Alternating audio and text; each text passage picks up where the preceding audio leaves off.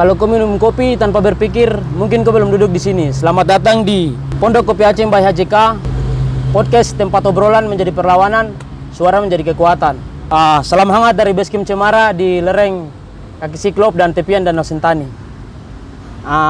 Topik kita kali ini adalah jangan diam, HIV sudah dekat sekali. Untuk membahas itu kami mengundang Ibu Delila Mehue, ST MKes. Selamat sore Ibu. Selamat sore Kakak Bento. Ibu, apa kabar? Puji Tuhan, kabar baik Kakak Bento. Puji Tuhan, Ibu sehat selalu. Ibu, apa aktivitas Ibu sehari-hari di rumah? Selain bekerja di puskesmas Ibu? Kalau selain di puskesmas, saya juga kerja di Dinas Kesehatan Kabupaten Jayapura ya, sebagai Kepala Bidang Sumber Daya Kesehatan dan Farmasi. Tapi selain itu kalau di rumah ya aktivitas seperti biasa, ibu rumah tangga, ya, masak, siram-siram bunga. Baik Ibu. Oke, kita langsung baru-baru ini Ibu, kami kaget setelah dengar pernyataan dari Puskesmas Sentani ada 79 orang terjangkit virus HIV dan kasihan sekali ada diantaranya ada 5 orang itu ibu hamil. Iya. Itu bagaimana sampai bisa terjadi Ibu? Kalau bicara terjadinya kasus HIV itu kan bukan kami ya. Tapi kasus ini sudah terjadi dan memang untuk 79 kasus itu di Puskesmas Sentani itu terhitung mulai dari Januari sampai dengan sekarang. Ada 79 kasus dari 2000 lebih yang dilakukan deteksi. Nah, hasil 79 ini itu dari teman-teman di HIV melakukan, teman-teman tim di HIV di Puskesmas Sentani melakukan penjaringan ya, melakukan mobile VCT. Mobile ini dilakukan di sekolah, ada di kantor dan juga tempat-tempat ibadah, baik tempat ibadah umat Kristen maupun umat Islam. Dari sana sekitar 2000-an lebih, termasuk juga mereka yang datang ke puskesmas secara sukarela maupun yang datang untuk melakukan pemeriksaan kesehatan, itu kami langsung lengkapi dengan pemeriksaan HIV juga. Ibu, terus dari 79 kasus diantaranya kan ada 5 ibu hamil. Benar. Apa langkah yang langsung dilakukan puskesmas setelah mengetahui hal ini? Iya, jadi dari 79 kasus ini rata-rata semua adalah usia produktif, antara 20 sampai 30 tahun, termasuk 5 ibu hamil ini.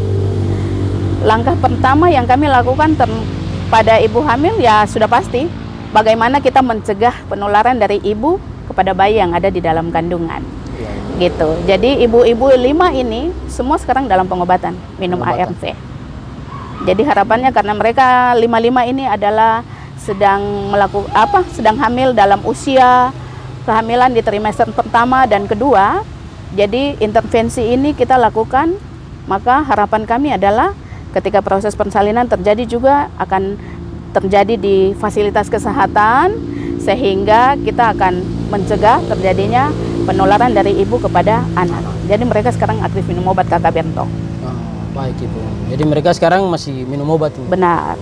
Terus Ibu, apa yang melatar belakangi screening HIV AIDS di puskesmas sejak awal tahun 2025 ini? Sebenarnya kan screening dilakukan ini kan bukan baru tahun ini. Sudah cukup lama.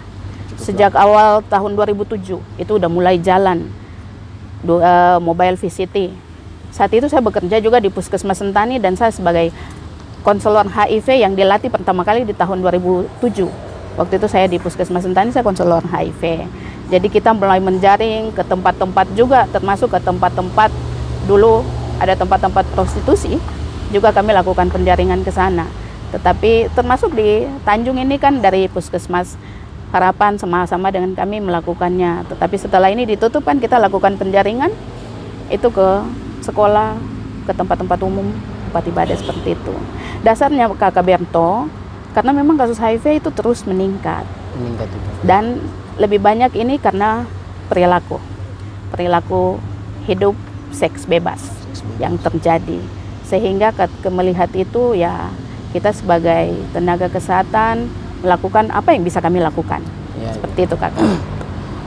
Siap Ibu. Jadi Ibu dong pokoknya berusaha juga semaksimal mungkin untuk ini juga Ibu. Iya. Betul Ibu. Terus Ibu, Sejauh ini Ibu bagaimana kesiapan fasilitas dan tenaga kesehatan puskesmas untuk menangani ini virus HIV/AIDS ini? Puji Tuhan fasilitas cukup dan teman-teman terus, walaupun ada penolakan, masih ada orang yang tidak mau terima ketika dilakukan pemeriksaan, tetapi teman-teman terus memberikan edukasi. Jadi tahun lalu menurut data yang ada di Puskesmas Sentani itu ada cukup banyak ya. Ya, Ibu ada kalau tidak saya itu ada sekitar lebih dari 10 yang ibu hamil yang positif HIV, tetapi semua anaknya itu bebas karena ditangani dengan baik. Dan harapan kami 5 ibu hamil yang sekarang ini juga itu akan mengikuti apa yang kami sarankan, obatnya diminum teratur. Maka harapan kami nanti besok juga anak-anak ini juga bebas dari HIV. Ya, Bu. Terus Ibu singgung terus Ibu tadi ada sempat katakan prostitusi ya? Ya. Prostitusi itu apakah lonjakan penyakit virus HIV ini juga ada kaitannya dengan aplikasi micet yang baru-baru ini ada tren di sekarang ini? Aplikasi micet itu tempat prostitusi seperti itu juga Ibu? Kalau dulu kan kami di Kabupaten Jayapura kami cuma tahu lokalisasi yang ini saja ya, yang ini saja, selain itu kan tidak. Ya, jadi sebenarnya kalau menurut kami ya, kami di kesehatan, ketika ada lokalisasi kayak begitu, itu lebih mudah kita melakukan pemeriksaan di sana dan melakukan pencegahan secara umum. Dan sekarang ketika ditutup kan aktivitas seksual secara bebas bisa dilakukan di mana saja dan kita tidak bisa melakukan pemantauan dengan baik. Tapi ketika di prostitusi kita bisa lakukan pemantauan dengan baik, seperti itu. Tapi bukan berarti kami menyarankan dibuka lagi lah, seperti itu, bukan. Tetapi artinya kami tetap bekerja, melakukan apa yang menjadi tugas tanggung jawab kami. Terus untuk apa? Kalau yang itu yang di kota ini kan Ibu dong ini bisa lebih gampang begitu untuk menjangkau. Terus bagaimana kalau yang mereka yang di kampung-kampung sana atau mungkin di daerah-daerah terpencil macam kampung-kampung begitu Bu? Kalau untuk mendeteksi dini kasus HIV ini. Kalau wilayah kampung, kalau Puskesmas Sentani kan menjangkau sampai ke daerah Danau ya, yang menjadi wilayah kerja Puskesmas Sentani. Nah, memang banyak terjadi penolakan. Jadi ada beberapa yang sudah positif, tetapi mereka punya keadaan kurang baik. Termasuk kemarin ada satu yang datang berobat, ambil obat, kemudian pingsan. Pingsan karena apa? Pingsan karena dia bilang dia tidak dikasih makan sama keluarga. Jadi ketika keluarga tahu, terjadi pembiaran. Dan ini yang selalu kami dorong ya. Jadi sebenarnya kalau secara dari sisi kami menilai, teman-teman yang sudah positif HIV ini, mereka jatuh dalam keadaan yang terpuruk. Itu karena terjadinya diskriminasi ya. Dan diskriminasi ini masih terjadi sampai sekarang dari pihak keluarga terutama, dan itu membuat mereka down. Jadi itu yang membuat mereka punya kesehatan turun. Tetapi ketika mereka bisa diterima, karena HIV itu sebenarnya bukan menular ketika kita bersalaman seperti begini tuh Kak Berto, bukan seperti ini, tidak akan. Kalaupun kita ketemu dengan orang HIV, kita duduk sama-sama, minum kopi sama-sama, kita tidak akan tertular. Karena sebenarnya HIV itu tidak mudah tertular. Tertularnya lewat hubungan seks, lewat darah, jarum suntik. Dan kami di kesehatan, kami jaga yang bagian kami yang jarum suntik. Itu sebabnya sekarang kan satu jarum cuma untuk satu orang. Seperti itu. Sungguh luar biasa juga Ibu. Ini maksudnya orang kena penyakit ini kalau tong biarkan orang begitu macam kasih tinggal aja tuh dong bisa mental juga bisa ini. Benar. Dan lebih banyak mereka yang meninggal itu karena mentalnya yang sakit, karena tidak diterima. Seperti itu. Tapi bayangkan tidak dikasih makan. Dia sampai kemarin itu ini bilang, saya udah 2 hari tidak dikasih makan, begitu. Sedih. Masih muda, tapi jadinya kelihatan seperti, kalau kita lihat tampilan jadi seperti orang tua, padahal masih muda. Ya Ibu. Terus bagaimana Ibu? Kalau saya kan anak muda Ibu. Betul. Pasti mungkin saya sampai saat ini kalau saya belum punya pacar, saya ingin cari pacar tuh.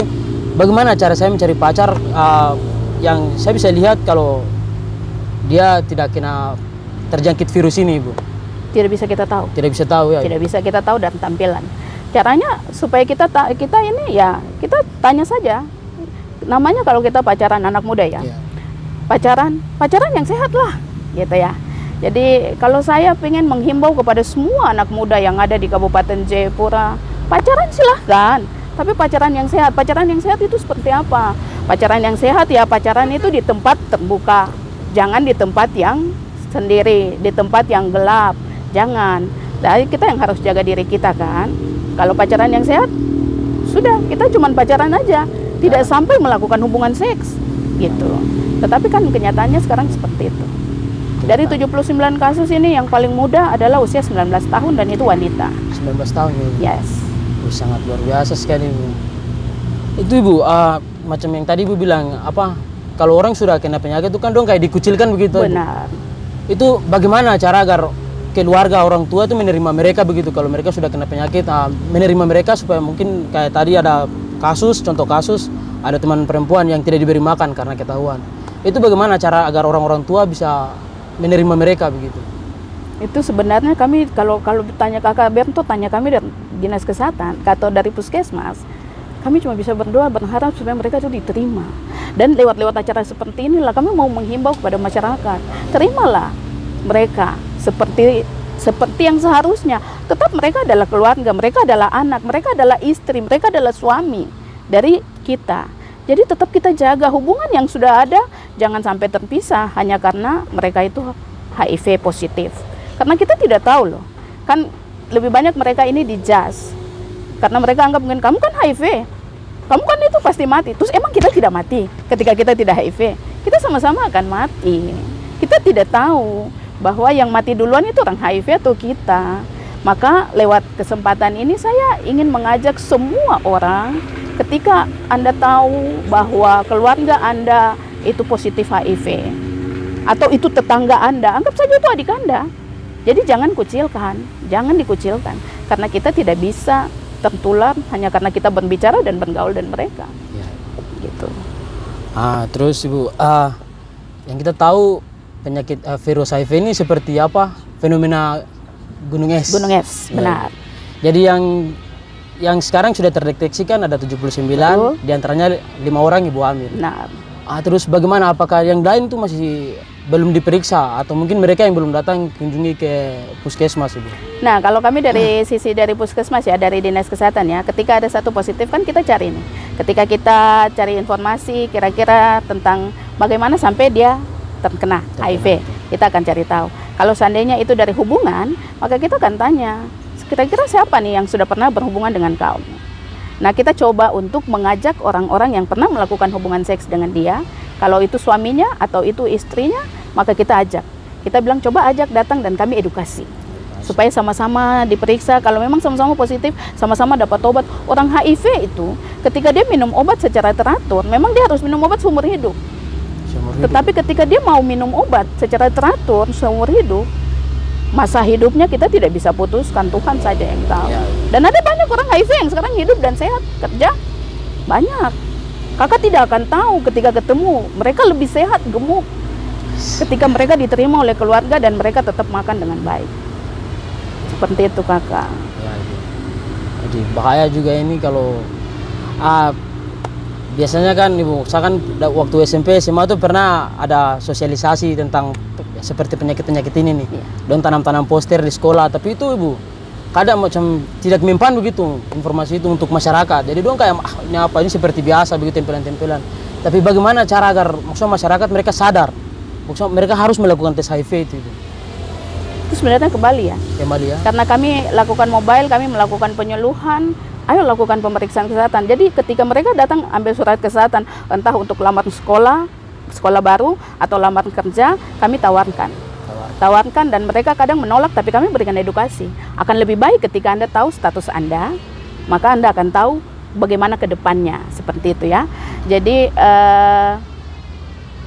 seringkali kami di kesehatan itu di jas ya sama masyarakat, karena kami selalu melakukan penyuluhan informasi bahwa supaya mencegah HIV, kondom.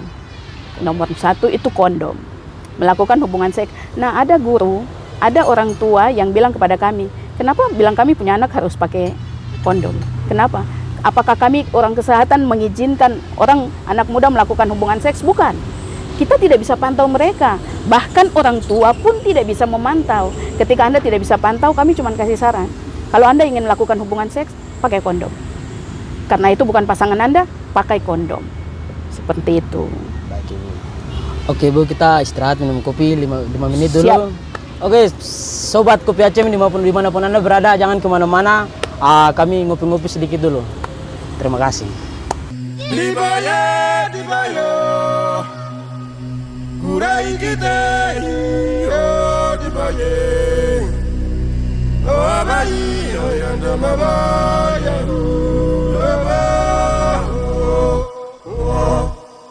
kurai kita dibaye, oh abai, oh yang damabaya.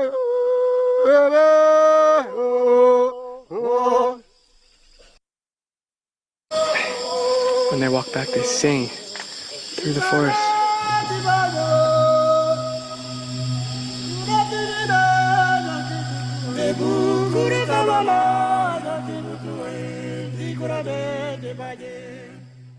Oke, Ibu, untuk penyakit ini kan kita hanya diri sendiri yang bisa tahu kalau kita setelah melakukan ini. Cuman Pemeriksaan. bagaimana gejala-gejalanya penyakit, gejala-gejala virus ini, Ibu?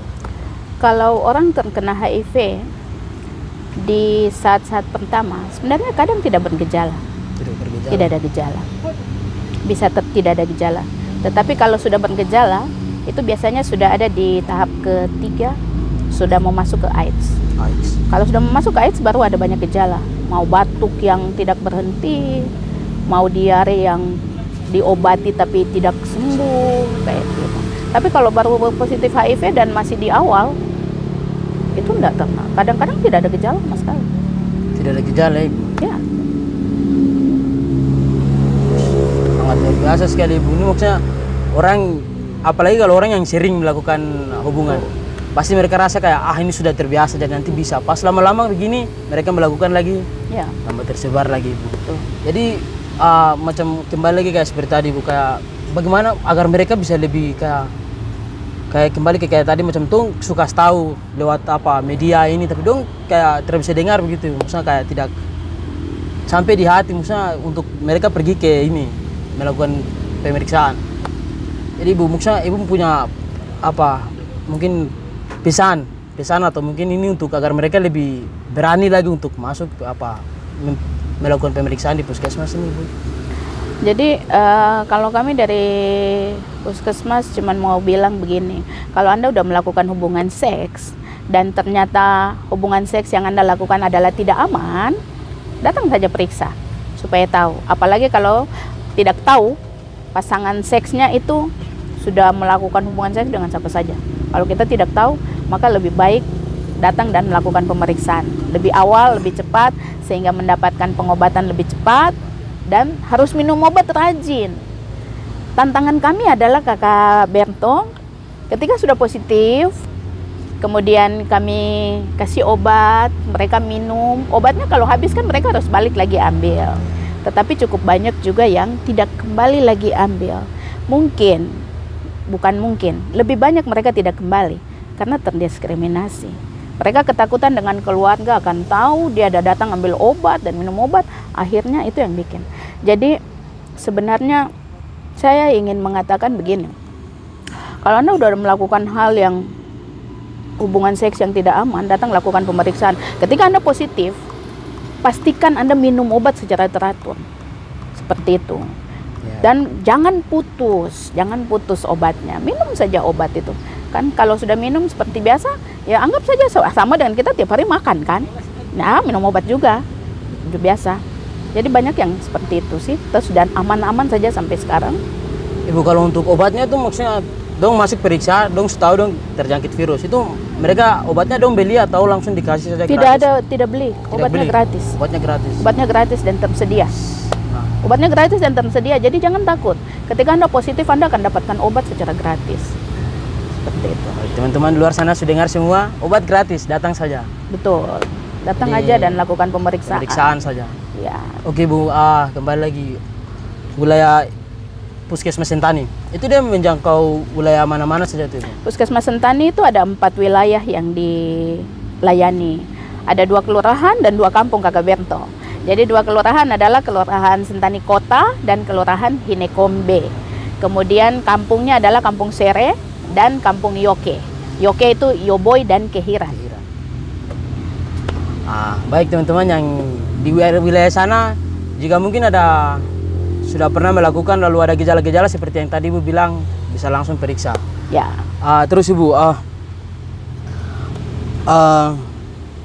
apakah ada rencana untuk screening ini, apa pemeriksaan ini tuh, Ibu?